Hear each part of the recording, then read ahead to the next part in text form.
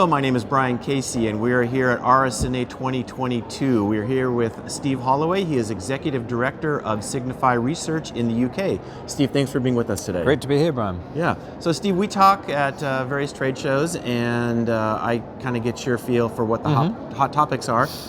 Day 2 of RSNA right now. What are some of the things that you've seen here at the show? Yeah, so I think probably the underlying theme is very much around efficiency. So many healthcare providers and imaging services are still struggling with the backlog on from COVID-19 and just unprecedented demand in terms of imaging services. Radiologists are burning out, they're struggling to cope with the workload.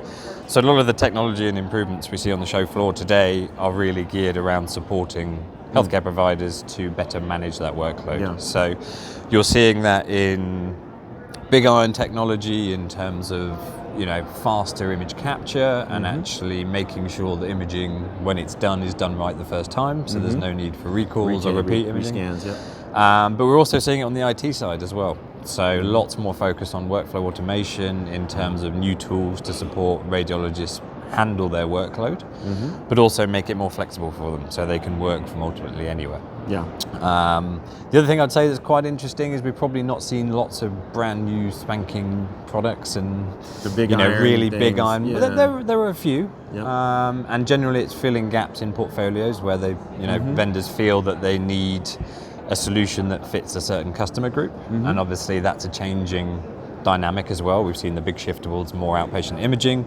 and that's different from acute hospital needs. But at the same time, on the IT front as well, I think there is a shift in terms of expectation from customers of what is in a PACS or what is in an enterprise imaging platform.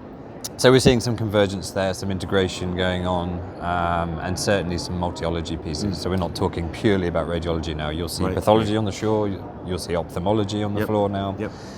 More focus on cardiology integration with radiology. So there's a lot of interesting stuff out there. Now, do you think there could be a delay in product development and product rollout due to all the supply chain interruptions and the disruptions of COVID?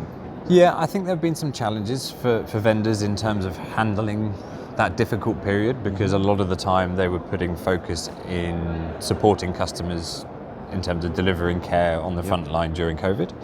So there's going to be a bit of a lag effect, and supply chains haven't helped in terms of dealing ultimately with sort of order backlogs. If you look through the financials of all the big vendors, they've all got record order backlogs for imaging technology equipment.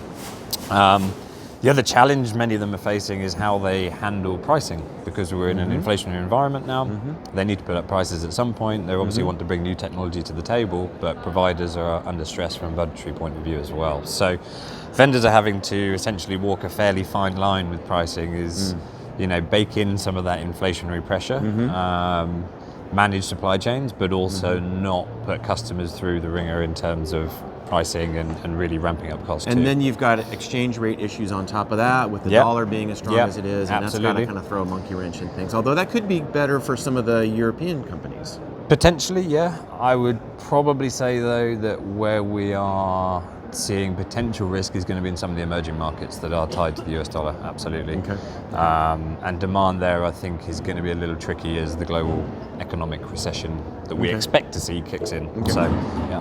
Now, AI obviously has been a big deal at this meeting for the last few years. Anything in AI that really stands out to you?